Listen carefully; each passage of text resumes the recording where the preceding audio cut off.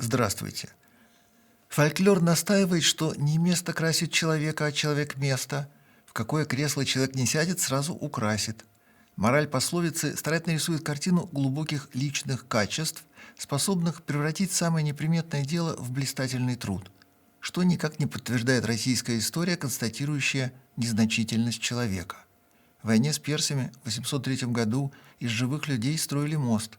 В 1937 профессура валила лес. В позднее советское время научные коллективы ковыряли урожай на овощных базах.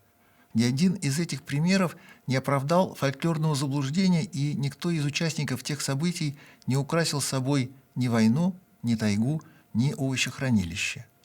Редкое совпадение пословицы и реальности – мальчики-мажоры, занимающие выгодные места по блату.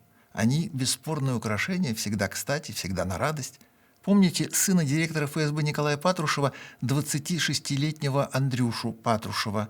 Как только сел в кресло советника Роснефти, так сразу наградился орденом почета с формулировкой «за многолетний труд». Само по себе кресло советника не означало автоматического ордена, но как только нашлось украшение в виде младшего Патрушева, сказка стала былью. Про Адама Кадырова тоже все понятно. Алексей Криворучко. Мажор неприметный, но сопоставимо блатной. В какое кресло не садится, украшал. Согласно Википедии, его биография началась не с детства, а с 1999 года с должности заместителя, затем генерального директора Ростовского завода гражданской авиации номер 412. Проблески высшего образования у него обнаружились позже, в 2005-м, через 4 года после того, как он перестал руководить заводом. Поскольку не место красит человека, а человек место, Алеша Криворучко стал отличным воплощением пословицы и бесспорным украшением места генерального директора. Завода он двинулся дальше – украшать, радовать собой, пересаживаясь с одного неукрашенного места на другое и во всех случаях чрезвычайно кормящее. После авиазавода, Аэрофлот, затем Рособоронэкспорт. После чего с ним случился АвтоВАЗ. С 2006 по 2009 Алексей Криворучко, заместитель генерального директора по сбыту и техническому обслуживанию, исполнительный директор по продажам, вице-президент по продажам и маркетингу, старший вице-президент по продажам и маркетингу. К себе на АвтоВАЗ его устроил генеральный директор Игорь Есиповский, с которым Криворучко работал в Рособоронэкспорте. Есиповский через год ушел. В 2006-м на его место посадили знаменитого вора Владимира Артикова, а блатного мальчика Алешу Криворучко передали по описи и приказали не трогать. Директор АвтоВАЗа Артиков, ставленник Чемизова, быстро ушел на повышение, став губернатором Самарской области. В историю автомобильной промышленности России и учебник по коррупции Артиков попал благодаря золотому парашюту. За свою недолгую, но разорительную работу в должности директора АвтоВАЗа Артиков выписал себе выходное пособие в $50 миллионов. Сейчас Алексей Криворучко украшает собой место заместителя министра обороны, носит маршальские погоны с одной звездой, командует патентно-лицензионной, изобретательской и рационализаторской работой. Стране напомнили про его существование в связи с отключением Старлинка и успехами ВСУ на фронте. Российская армия тайком покупала комплекты Старлинк и воевала ими. Но в январе украинским министром обороны стал Михаил Федоров. Ему 35 лет, чем ни один российский генерал, а тем более министр, похвастаться не может. Прежняя должность Федорова – вице-премьер-министр цифровой трансформации Украины. С Илоном Маском знаком лично. Федоров попросил Маска прекратить, и Маск тут же отключил русские старлинки. Российская армия осталась без связи, дрогнула, начала пятиться. И тут к микрофону приставили Алексея Криворучко и скомандовали «Пли». Заместитель министра обороны Российской Федерации Алексей Криворучко заявил, что отключение терминалов Starlink не повлияло на систему управления и связи российских подразделений в зоне специальной военной операции. Без связи нет управления, без управления нет победы.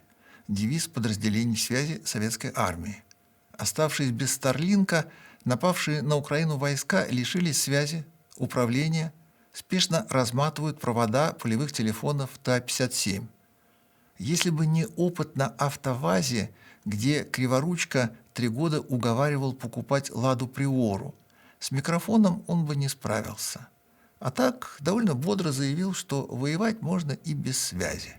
Работа на АвтоВАЗе, в какой угодно должности, очень ценный опыт. Он дает запредельную самоуверенность. Любой рабочий на конвейере, забивающий болты кувалдой, считает, что делает лучшие в мире автомобили. Любой топ-менеджер презирает страну за отказ покупать «Жигули» в предлагаемых количествах. Иными словами, АвтоВАЗ – это место, которое, вопреки пословице, само красит любого человека. После чего всякий выходец АвтоВАЗа становится самостоятельным украшением и прекрасно красит любое место, включая кабинет замминистра обороны. Дилер на продаже автомобиля зарабатывает очень мало, иногда не зарабатывает вовсе. Стандартный дилерский контракт предусматривает норму прибыли в 3-5% с каждой машины. Иногда случаются контракты на 8%, но они обложены сложностями и почти невыполнимы. В премиальном сегменте разрешается более высокая норма прибыли, порой она достигает 20%. Каждый дилер постоянно тратится на соблюдение фирменных требований бренда, которые регулярно проверяются специальными мальчиками и девочками из головного офиса. Как правило, зачет идет по 4 направлениям: выполнение плана продаж, оформление шоурума, удовлетворенность клиента, ремонт автомобилей. По каждому пункту дилера штрафуют. Приезжает девочка в красивой упаковке, морщит носик, тычет пальчиком и выносит вердикт, что пепельница по понтону отличается от требований и нарушает брендбук по визуальному оформлению. Поэтому за несоблюдение контракта дилер лишается 4% премии. В деньгах это вполне может быть 2-3 миллиона долларов. Сморщенный носик девочки равен банкротству дилера. Находясь в столь уязвимом положении, дилер стремится зарабатывать не на прямой продаже автомобилей, а на обслуживании, на услугах. Поэтому в дилерских центрах есть страховые, кредитные консультации, отдел дополнительного оборудования, тюнинг, аксессуары, кофе, прокат, бильярдный, публичный дом, магазин запчастей. И поэтому даже обычное ТО такое дорогое. Фирменные запчасти, специнструмент, норма час. Залить незамерзайку у официального дилера по цене приближается к капремонту мотора. Потому что сертифицированный автослесарь, сертифицированным движением, в сертифицированных перчатках открывает сертифицированный капот и через сертифицированную заливную горловину из сертифицированной банки заливает сертифицированную незамерзайку в соответствии с требованием завода-изготовителя, согласно установленным нормочасам с соблюдением рекомендаций и требований производителя автомобиля, незамерзайки, банки, крышки и бабушки генерального директора. И пока дилер пляшет вокруг клиента, фирма давит рынок и уничтожает все живое вокруг, чтобы не упустить покупателя и навсегда оставить его у дилера. Один из важных приемов – специнструмент. С первых минут работы над следующим автомобилем конструкторы учитывают не только его ездовые характеристики и потребительские качества, но и производственные технологии и методы ремонта и технического обслуживания. И непременно придумывают искусственные сложности, препятствующие самостоятельному ремонту в гараже. Задача фирмы – отбить охоту, сделать самостоятельный ремонт невозможным, в идеале запретить его законодательно.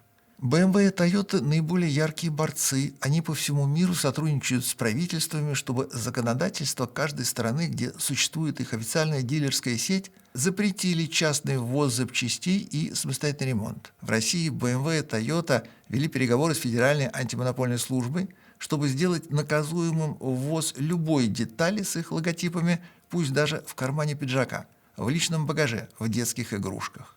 Привез зеркало, шильдик, дверную ручку, сразу сел в тюрьму.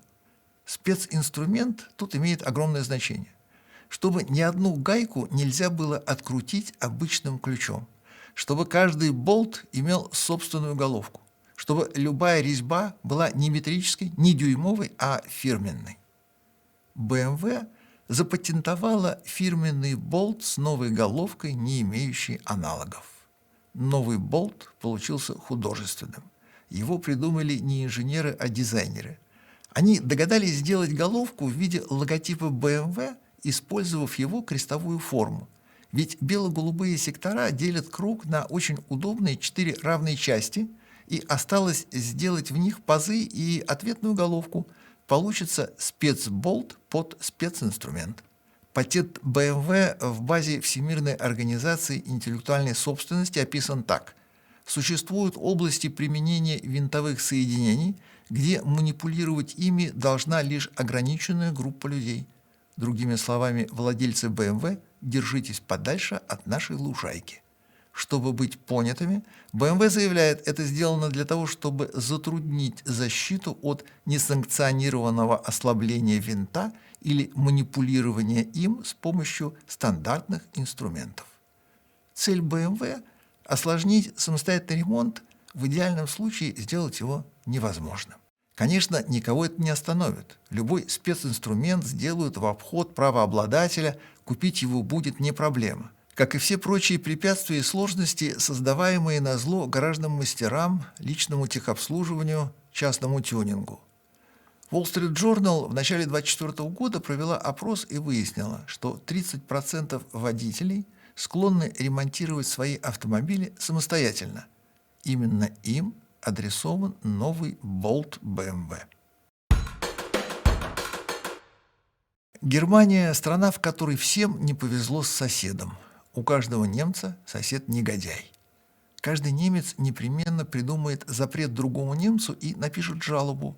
По любому поводу рядом возникнет немец или его жена с претензиями и требованиями немедленно прекратить или исправить. Немецкий сосед недоволен тем, как стоит машина, играют дети, гуляют кошки, выглядит собака, выброшен мусор, открыто окно, дует ветер, лежит листва. И настойчиво обвинит в этом соседа, о чем не постесняется заявить в лицо, а затем написать несколько жалоб во все инстанции. Если дать немцу в морду, устроить его Аллах Акбар, он даже не пикнет. Если общаться с немцем вежливо и с улыбкой, непременно будет праведный гнев, требования, жалобы в инстанции. Чем злее и опаснее человек, тем меньше у соседа претензий. И наоборот, вежливость провоцирует доносы. Андреас Вебер из Штутгарта купил давнюю мечту – Mercedes SL 280 в кузове R129 2000 года выпуска. Синий родстер с V6 в отличном состоянии, аукционный раритет, олдтаймер с фестивальной перспективой и многообещающими удовольствиями. Когда Веберу понадобилось уехать в командировку, он поставил машину на общественную парковку в Зиндельфингене, проверил, что все выполнил по правилам, ничего не нарушил, был добропорядочным немцем. Когда Андреас Вебер вернулся, машины на месте не было. Угнали. Бросился звонить, искать, возмущаться тихим голосом в вежливых интонациях. Выяснилось, что нет, не угнали. Ситуация оказалась более немецкая. Мимо проходил обычный сосед. Он решил, что Mercedes SL 280 вызывающе хорош, и по общегерманскому обыкновению начал высасывать из пальца претензии, желая докопаться. Мерседес не давал повода, но любой германский сосед обладает навыком предъявлять претензии даже столбу, поэтому немец с восхищением увидел под машиной каплю масла на асфальте. Неважно, чья капля, когда и кто протек, важно, что повод был максимально удачным. Немец тут же сообщил в ООН, в Гринпис, Грете Тунберг, в полицию, в мэрию с требованием спасти планету от загрязнения, а виновную машину сжечь во имя экологии. Городские власти откликнулись, вызвали службу эвакуации и отправили «Мерседес» в автомобильную тюрьму. Когда Андреас Вебер звонил во все инстанции, служба эвакуации не призналась, что машина у них. Если Германия разучилась ездить по расписанию своим Deutsche Bahn, не в состоянии вовремя доставить почту, получение пин-кода от банковской карточки Sparkasse занимает полгода, то почему где-то должен оставаться немецкий порядок? Вместо этого общество, проспавшее страну, но мстительное к соседу. Пока Андреас Вебер искал свой «Мерседес», служба эвакуации разобрала его машину на запчасти. Несколько недель спустя автомобиль был признан бесполезным и в конечном итоге утилизирован.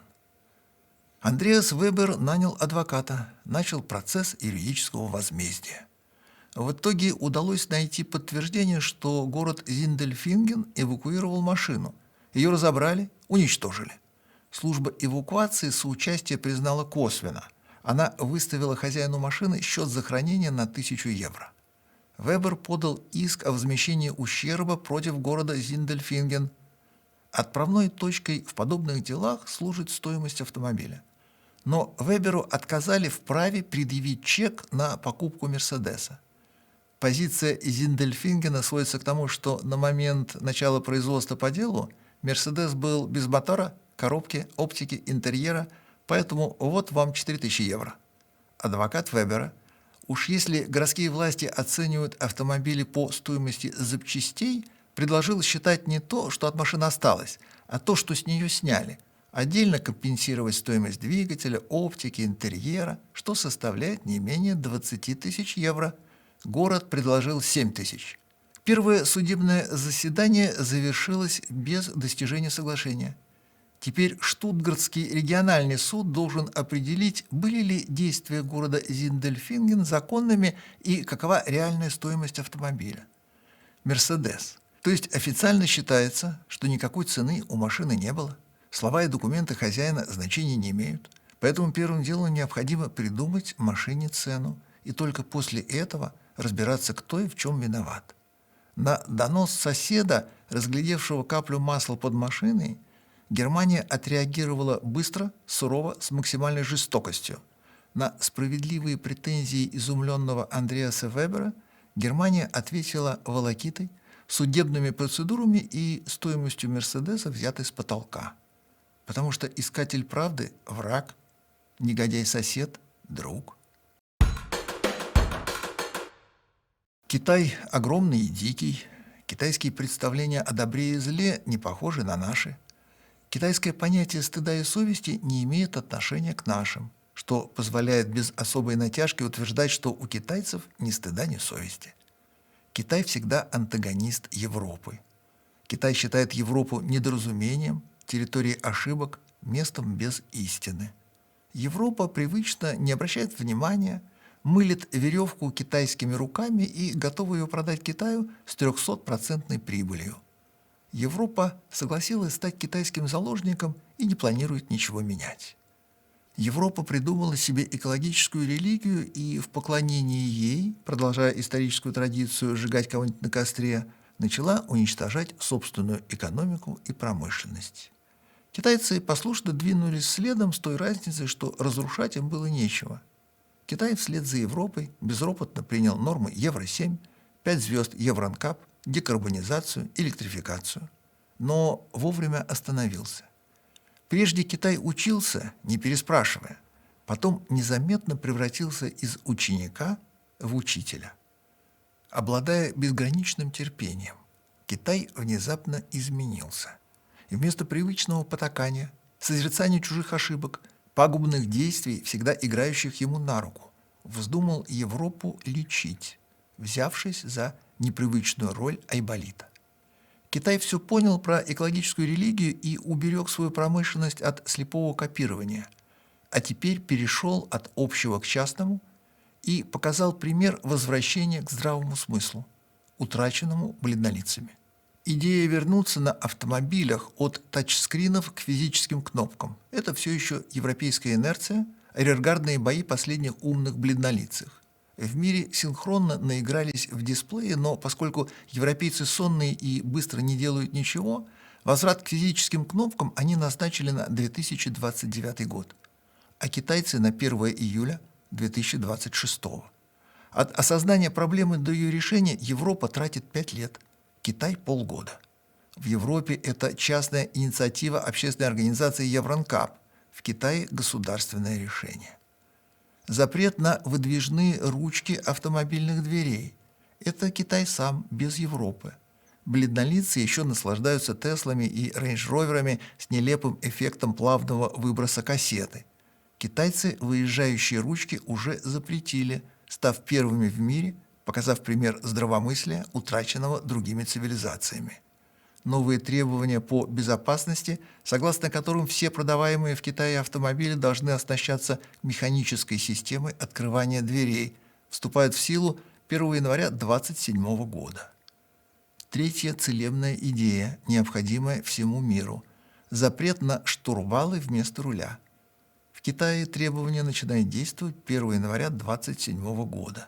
Под определение штурвала попадают любые геометрические формы, кроме круга. Мода, которую сам Китай скопировал, поддержал, приумножил, взяв за образец Теслу, привела к разочарованию и снижению безопасности. Поэтому отныне и во веки веков руль становится круглым, и никак иначе. Казалось бы, Китай может позволить себе роскошь не столь жестко заботиться о людях, в отличие от Европы с ее вымирающим населением. Получилось наоборот. Китай озаботился и принял меры. Безалаберная Европа даже не очнулась. Проблема в том, что Китай Европе не указ. Разные миры, разная логика, разная мораль. Раньше Европа лидировала по всем зачетным дисциплинам и подавала пример. Теперь Европа занята самоликвидацией. Подсказки со стороны она не видит. Достаточно один раз сняться у топового режиссера, и можно с риском для дальнейшей биографии остаться на всю жизнь героем единственного фильма. Самин Сери снялся у Люка Бессона и навсегда остался таксистом Даниэлем. Остальные его работы мало кто видел и редко когда рекомендуют. Первые 3 серии «Такси» действительно отличные. Потом неинтересно. К тому же основные актеры разбежались. В середине жизненного цикла тихо ушла жена Лили. Остальные сильно сдали. Генерал Бертино окончательно превратился в карикатуру, Эмильен не поумнел, Даниэль состарился. Сегодня у Самина Сери есть какие-то новые работы, не вызывающие интереса. И есть долгое послесловие таксиста, за которого его любят во всем мире. Но дальнейшая судьба киногероя имеет 2 самостоятельных маршрута. Во-первых, по странам и континентам постоянно строят реплики марсельского такси на базе белого Peugeot 406. Во-вторых, в русскоязычной части мира снимают рекламу с таксистом Даниэлем в главной роли. Россия выжила Самина Сери до остатка, использовав его и в рекламе, и в политике. Поначалу Россия бережно отнеслась к образу, созданному Люком Бессоном, и соотносила Даниэля с полагающимся автомобилем, стараясь почаще вставлять в кадр Peugeot 406. Потом была строительная фирма с особо прочным бетоном, и там Даниэль, оставаясь отличным водителем, убил об столб «Шевроле Камаро». Затем Самин Сери снялся в узбекской рекламе. Машину ему дали китайскую, плохо похожую на «Шевроле Корвет». И помимо авторынка, Даниэль рекламировал нехарактерный для Узбекистана фастфуд и гамбургеры. В прошлом году случился Дагестан и белая приора. И вот самая свежая работа. В 2026 году у Самина Сери случилась Грузия и белый электромобиль Peugeot 2008. Грузины пошли от обратного. Если прежде вся реклама эксплуатировала образ Даниэля водителя, показывая его умение хорошо ездить, то грузины сделали из Даниэля пассажира с отсылом к 3-й серии фильма «Такси», где точно так же нервничал и старался пристегнуться Сильвестр Сталлоне. Грузины не пустили Даниэля за руль и пугали его мастерством местного таксиста. Даниэль переживал, нервничал, махал руками. В какой-то момент Даниэль увидел полицию и с надеждой махал руками и звал на помощь. Грузинский таксист радовался своему превосходству и дерзко катал лучшего в мире таксиста, запугивая его каждым маневром. Мало кто в мире знает французский, почти никто не знает грузинский. Реклама обыграла и этот языковой барьер, получив интернациональный диалог неизвестно о чем. Грузины отлично переписали саундтрек, переиграв его с максимальным колоритом. Рекламировал Даниэль сеть электрических зарядных терминалов. Volkswagen со своей лояльной аудиторией ссориться начал давно. В первый раз Volkswagen всерьез злоупотребил доверием и репутацией в 1993-м, когда не стал делать 4-го Passat и присвоил порядковый номер 4 старой модели 3. В следующий раз Volkswagen также поступил с Гольфом, присвоив в 2008-м прежней машине 5-го поколения номер 6, сделав вид, что платформа старая, а машина новая. Продолжая трепать репутацию на ветру и не обращая внимания на штормовые порывы, Volkswagen самонадеянно не стал создавать нынешнее восьмое поколение Гольфа и, привычно оставив старую машину Гольф 7, в 2019 потребовал считать ее новейшим следующим поколением. Публика выучила, что платформа Volkswagen донашивает до дыр и подсовывает старье под видом новинок, меняя обложку, оставляя прежнюю суть. Поэтому ситуация с нынешним микроавтобусом Caravella, он же Транспортер, он же Бас, он же Мультивэн, она удивила. Оказалось, что это одна машина, одно поколение, с порядковым номером 7, но при этом два разных автомобиля. Поскольку один из них, который считается грузопассажирским фургоном по имени Caravella, это Ford, а пассажирский мультивэн все еще Volkswagen. У машины разные платформы, размеры, национальность.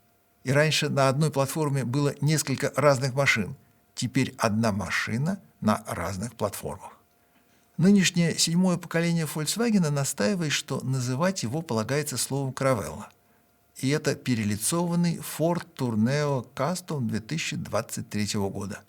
От него полностью двигатель, шасси и весь кузов целиком. Производится настоящий германский Volkswagen гарантированного немецкого качества на турецком заводе Otosan недалеко от Стамбула.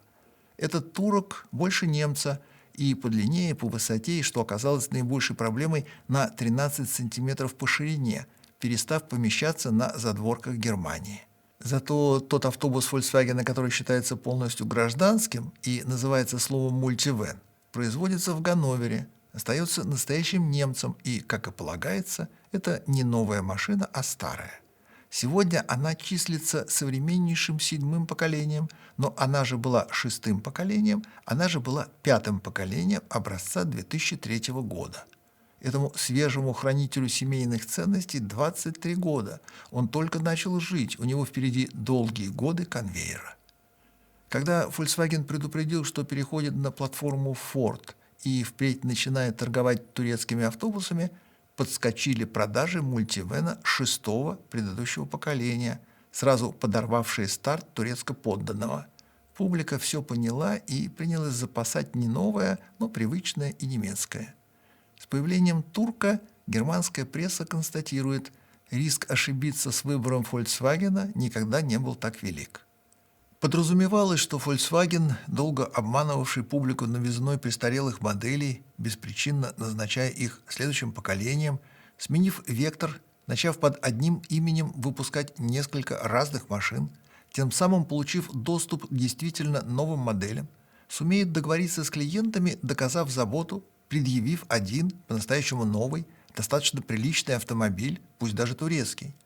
Но Volkswagen, находящийся в долгом рукотворном кризисе, продолжая копать могилу, Фордом никак не занимался и взял, не глядя, турецкую машину, даже не проверив ее в деле. Зато Ford Tourneo Custom проверили независимые немецкие эксперты и установили, что тормозной путь со 100 км в час составляет опасные 42,5 метра. ПДД не содержит конкретных цифр безопасного тормозного пути, ограничиваясь требованием держать дистанцию и штрафуя за ее несоблюдение. Поэтому нормы устанавливают эксперты. Все, что на сухом асфальте превышает 40 метров, считается неприемлемым. 2 дополнительных метра тормозного пути турецкого Volkswagen – недопустимый результат, требующий срочных мер, исправления, извинений, долгого объяснения на публике. На этом фоне остальные претензии к турку, прикидывающемуся немцам, не столь значительны. Машина плохо едет, еще хуже приспособлена для трансформации салона. Турецкий Ford почему-то сделал сиденья второго ряда складными, а третий ряд сплошным и не складывающимся, предложив водителю только один вариант трансформации – оставить задний диван в гараже. Предостерегая Германию от покупки плохого мультивэна седьмого поколения, эксперты тактично указывают, что благодаря сотрудничеству с Фордом Volkswagen экономит деньги, но автобусу не хватает прочности, комфорта и уникальности, качеств, которые делали прежние модели исключительными. Социалистическую систему справедливого распределения заработанных денег реализовали акулы империализма. Автомобильные компании, подводя итоги деятельности, взяли за правило делиться с рабочими деньгами. Не с белыми воротничками в кабинетах, а с синими спецовками на конвейере. Так поступают Mercedes, Porsche, Volkswagen, но у них выплаты приходятся на март-апрель, поскольку финансовый год начинается не когда Земля совершает полный оборот вокруг Солнца, а ближе к концу весны. И пока немцы пытаются подсчитать прибыли и убытки, вперед вырываются итальянцы. У них год начинается 1 января, и уже в феврале ясно, кто сколько заработал. Вся автомобильная промышленность Италии – банкроты. Фиат, Альфа-Ромео, Лянча – фантомные явления на месте прежних легенд. Генеральный директор концерна «Фиат» Серджио Маркионе пытался спасти отечественного производителя, вывести предприятие за границу, сохранив выпуск в филиалах Турции, Южной Америки, но премьер-министр Сильвио Берлускони объяснил, что «Фиату» полагается погибнуть вместе со страной, успев заплатить налоги. Менять экономическую ситуацию в Италии ни к чему, поэтому гибель автозаводов остается местной традицией, ее полагается уважать. Вылечить насморк можно, но почетнее от него умереть. Маркиони решил, что хотя бы Феррари надо спасти, и вывел фирму из состава тонущего концерна. Поэтому Фиат банкрот, а Феррари по итогам 2025 года зафиксировала выручку в 7 миллиардов 150 миллионов евро и чистую прибыль в 1 миллиард 600 миллионов евро. В сравнении с предыдущим годом прирост 5%.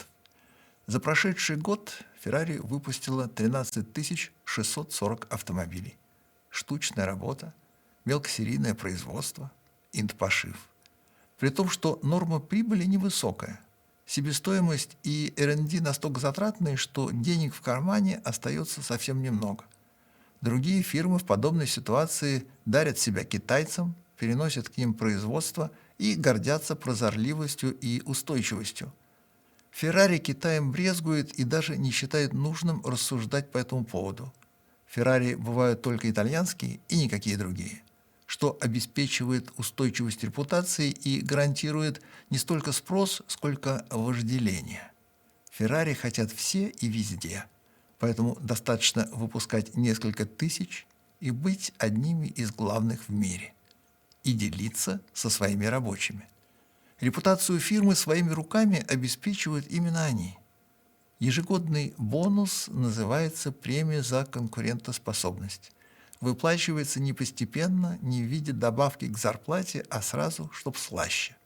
Поскольку Ferrari процветает, сумма постоянно растет. В 2017 году каждый рабочий получил 5500 евро, в 2020 – 7500. Начиная с 2021 года сумма стала пятизначной и составляла уже 12 тысяч евро. В 2024 году – 14 400.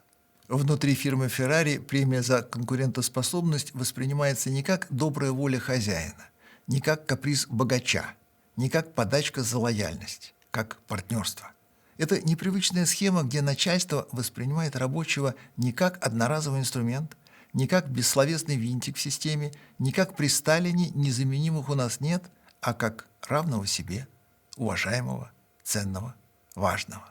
При социализме в нынешней России недопустимо, чтобы где-то внизу иерархической пирамиды были большие зарплаты или кто-то получал вровень с начальником, а то и больше.